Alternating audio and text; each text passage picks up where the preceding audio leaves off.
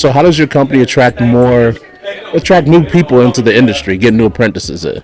Again, we're huge on word of mouth and doing networking events like this. So people who are looking to work, basically all of our crew chiefs, all of our project managers, all of our apprentices, they try to kind of get people that they know in. We have an internal recruiting team that's going to make a lot of calls. They're working LinkedIn, Indeed, all that good stuff. But I will say, honestly, as somebody who is new to this industry for the past year and a half, it's been a blessing, and it's been a very positive experience overall. I've learned so much. I came in completely green. I didn't even know what studs were in a house. Now I can basically break a house down and kind of let you know exactly what we need to do to mitigate properly. Come in green, we'll teach you. As long as you have, the attitude and you want to learn. We send all of our PMs out to IICRC classes to get certified.